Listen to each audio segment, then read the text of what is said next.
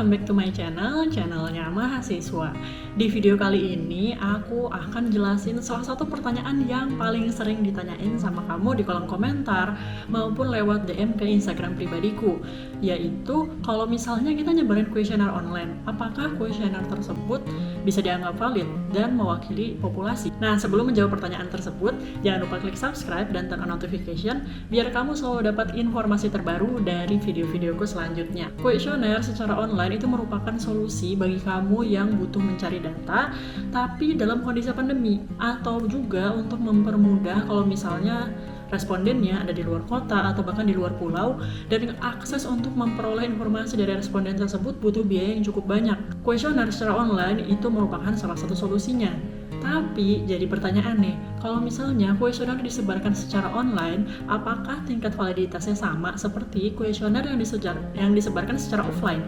Karena kan kalau offline kita ketemu langsung sama orangnya, kita tahu siapa yang ngisi, apakah itu justru jadi valid? Sementara kalau misalnya secara online yang kita nggak ketemu sama orangnya, tingkat validitasnya jadi menurun. Jawabannya adalah enggak. Jadi kalau kita menyebarkan kuesioner baik secara online ataupun offline, setelah kita memperoleh kuesioner tersebut, kita akan melakukan uji validitas. Nah, dan hasil dari uji validitas di situ akan menghasilkan informasi apakah kuesioner yang kita peroleh itu cukup valid atau tidak. Jadi kalau misalnya sudah memenuhi kaidah validitas, ya nggak usah khawatir, karena artinya kuesioner yang kamu sebarkan baik secara online maupun offline itu sudah valid karena sudah memenuhi kaidah validitas. Pertanyaan yang selanjutnya yaitu apakah kuesioner yang disebarkan secara online itu bisa mewakili populasi? Jawabannya adalah bisa. Kalau misalnya kita nyebarkan kuesioner itu tujuannya untuk memperoleh sampel dari populasi yang ya di seluruh Indonesia juga bisa, atau misalnya respondennya itu dari siapa aja bisa, itu menurutku bisa mewakili populasi ya. Tapi menurutku ini agak tricky. Jadi menurutku lebih baik kalau misalnya kita menetapkan kriteria. Kenapa? Karena kalau misalnya kita nyebarin kuesioner online, aku sering banget dapat di grup WhatsApp dan kuesioner itu udah di forward berkali-kali. Isinya adalah, tolong ya isi kuesioner ini atau sebarkan ke teman-teman kamu yang sekiranya memenuhi yang bisa ngisi kuesioner ini. Nah, tapi ketika kita lihat kriterianya itu nggak begitu signifikan atau nggak begitu jelas, jadi akhirnya itu bisa menimbulkan bias.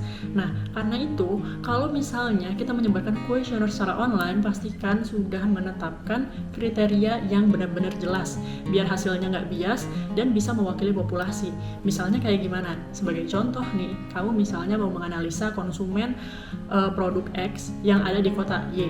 Nah, kalau misalnya kayak gitu, berarti kamu berikan kriteria yang jelas ketika menyebarkan kuesioner online itu, atau bahkan ketika kita membuatnya di awal. Misalnya kita bikin kuesioner online, biasanya kan pakai Google Form ya.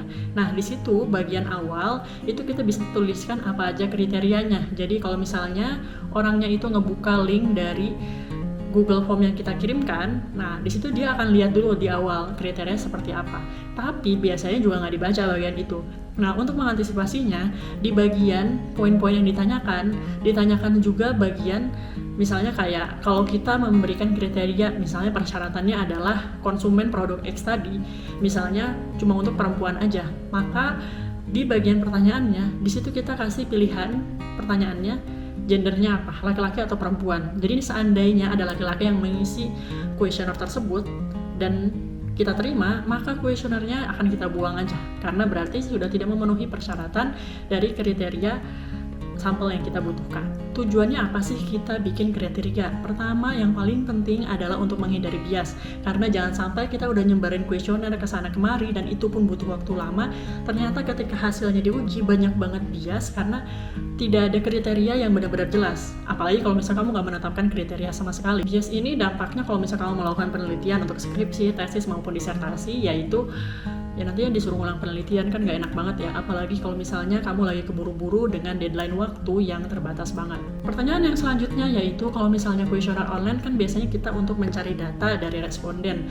Kalau misalnya untuk uji sensoris nih, kalau misalnya lagi pandemi gimana? Misalnya kalau uji sensoris biasa harus di laboratorium, apakah kuesioner online bisa mewakili untuk uji sensoris? Jawabannya adalah nggak bisa. Kenapa? Karena kalau uji sensoris, respondennya itu disuruh datang ke laboratorium itu tujuannya untuk menghindari bias dari eksternalnya. Misalnya kayak gini, kalau misalnya kita masuk ke laboratorium untuk uji sensori, kita kan bisa lihat tempatnya itu tenang, suhu udaranya diatur, nggak berisik, baru kita mencoba produknya. Nah, itu akan ngaruh banget dibandingkan kita mengkonsumsi dan mencoba produk itu di luar ruangan, tempatnya berisik, lokasinya panas. Itu akan mempengaruhi ketika kita mengisi kuesioner tersebut. Jadi untuk uji sensoris tetap yang terbaik untuk memperoleh hasil yang bagus ya, dilakukan di laboratorium. Pertanyaan selanjutnya, kalau misalnya aku nyebar kuesioner atau aku sering banget memperoleh kuesioner yang menanyakan gimana sih tingkat kesukaan kamu terhadap produk X, itu kan bukannya sama aja uji sensori. Nah, itu beda lagi. Kalau uji sensori memang kita bisa memperoleh responden yang ahli atau panelis, bukan responden. Nah, itu beda lagi. Kalau misalnya untuk uji sensoris kita menggunakan panelis, ya bisa panelis ahli atau panelis terlatih atau yang panelis tidak terlatih. Sementara kalau misalnya pertanyaannya adalah mengetahui tingkat kesukaan, itu lebih ke preferensi dan kuesionernya bisa disebarkan secara online karena biasanya ini menilai dari tingkat kesukaan seorang konsumen. Sebagai contoh nih misalnya, bagaimana tingkat kesukaan produk X terhadap konsumen, misalnya kayak kriterianya adalah mahasiswa, usianya sekian sampai sekian. Nah, responden ini berarti orang yang sudah pernah mengkonsumsi produk tersebut. Jadi nggak harus dilakukan di laboratorium dan nggak harus melalui uji sensori. Oke, segitu aja penjelasannya. Terima kasih sudah menonton video ini sampai akhir. Jangan lupa klik subscribe dan turn on notification. Sampai jumpa di video selanjutnya. Terima kasih.